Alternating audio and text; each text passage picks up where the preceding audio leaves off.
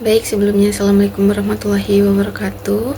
Perkenalkan saya Dian Permana Putri dengan NIM channel 23014. Nah, di sini saya akan menjelaskan materi mengenai konsep dan pencatatan dari kewajiban jangka pendek berupa utang pajak penghasilan dan utang pinjaman serta utang atas sewa. Akuntansi utang jangka pendek dalam perusahaan. Utang jangka pendek adalah kewajiban yang harus dilunasi dalam periode tidak lebih dari 1 tahun. Dalam praktiknya, kewajiban ini muncul dari transaksi operasional seperti pembayaran gaji, bunga pinjaman, sewa, dividen maupun wesel. Akuntansi atas kewajiban jangka pendek menuntut pencatatan yang sistematis agar laporan keuangan mampu menunjukkan posisi keuangan sebenarnya, serta agar perusahaan dapat memenuhi kewajiban tepat waktu tanpa mengganggu arus kas operasional. Selanjutnya ada pencatatan kewajiban dalam sistem akuntansi. Pencatatan kewajiban dalam akuntansi dilakukan melalui pengakuan, pengukuran, dan pelaporan. Setiap transaksi yang menimbulkan kewajiban dicatat dalam jurnal dengan sistem debit dan kredit sesuai prinsip akuntansi. Misalnya, pada kewajiban pajak, perusahaan mengakui beban secara penuh, memotong bagian tertentu sebagai pajak, dan mencatatnya sebagai utang hingga dilakukan penyetoran.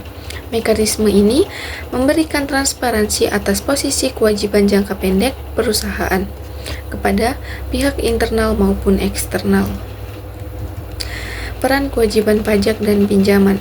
Kewajiban pajak dan pinjaman memegang peranan penting dalam menjaga kelangsungan usaha. Pajak merupakan kontribusi langsung perusahaan kepada negara, sedangkan pinjaman menjadi sumber pendanaan yang membantu keberlangsungan aktivitas operasional. Dengan pencatatan yang baik, perusahaan dapat mengendalikan kewajiban secara seimbang, menghindari risiko sanksi, dan mengelola beban bunga maupun pajak agar tidak mengganggu profitabilitas jangka panjang. Utang pajak PPh pasal 21 atas gaji karyawan. PPh pasal 21 timbul ketika perusahaan membayar gaji, upah atau tunjangan kepada karyawan. Perusahaan berwajiban memotong sebagian penghasilan karyawan sesuai tarif pajak yang berlaku. Kemudian pencatatannya sebagai utang pajak. Dalam akuntansi, perusahaan mengakui beban gaji penuh di sisi debit, sementara di sisi kredit dicatat dengan gaji bersih yang dibayarkan secara utang pajak PPh 21. Kewajiban ini berlangsung hingga perusahaan menyetorkan pajak tersebut ke kas negara. Selanjutnya ada utang pajak PPh pasal 23 atas bunga pinjaman. Utang pajak PPh 23 muncul ketika perusahaan membayar bunga atas pinjaman kepada pihak kreditur. Perusahaan wajib memotong pajak dari pembayaran bunga sesuai ketentuan. Dalam pencatatan, beban bunga diakui di sisi debit, sedangkan kredit dicatat untuk bunga bersih kepada kreditur serta utang pajak PPh 23. Setelah pembayaran dilakukan, jumlah bersih diberikan kepada kreditur, sementara potongan pajak tetap tercatat sebagai utang sampai disetorkan ke negara. Utang pajak PPh pasal 23 atas sewa. PPh pasal 23 juga berlaku atas pembayaran sewa seperti gedung, tanah, kendaraan, atau mesin. Perusahaan wajib memotong pajak dari nilai sewa bruto yang dibayarkan kepada pemilik aset.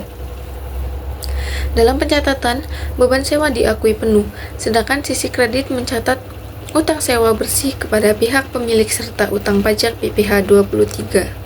Setelah pembayaran dilakukan, perusahaan menyetorkan pajak yang dipotong ke kas negara untuk menghapus kewajiban.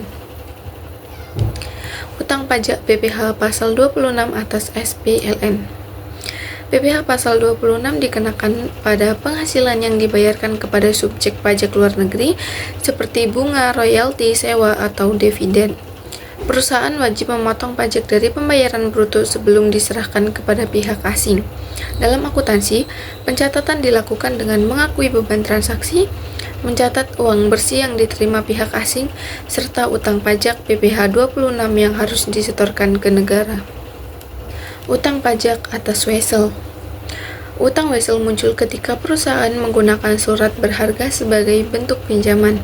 Kewajiban pajak biasanya timbul dari bunga wesel yang harus dipotong sesuai ketentuan. Dalam pencatatan, beban bunga dicatat di sisi debit, sedangkan sisi kredit mencatat utang bunga bersih kepada pemegang wesel dan utang pajak yang dipotong.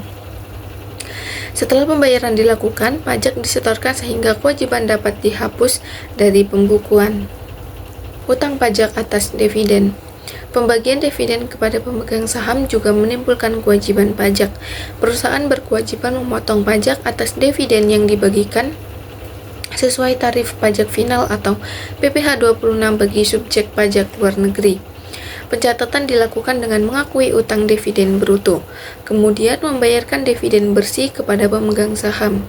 Sementara, potongan pajak dicatat sebagai utang pajak hingga disetorkan ke negara. Nah, kesimpulan dari materi yang saya paparkan yaitu kewajiban jangka pendek berupa utang pajak PPh 21, PPh 23 bunga, PPh 23 sewa, PPh 26 SPLN, wesel dan dividen merupakan kewajiban yang harus dikelola dengan disiplin. Pencatatan yang akurat memastikan kepatuhan perusahaan terhadap aturan pajak sekaligus menjaga kredibilitas laporan keuangan. Saran bagi perusahaan adalah memperkuat sistem administrasi dan akuntansi pajak, menggunakan teknologi untuk meminimalkan kesalahan, serta meningkatkan kompetensi SDM agar selalu mampu mengikuti perusahaan regulasi. Dengan demikian, kewajiban dapat dipenuhi tepat waktu dan risiko sanksi dapat dihindari. Mungkin itu materi yang dapat saya sampaikan, lebih dan kurangnya saya mohon maaf. Wassalamualaikum warahmatullahi wabarakatuh.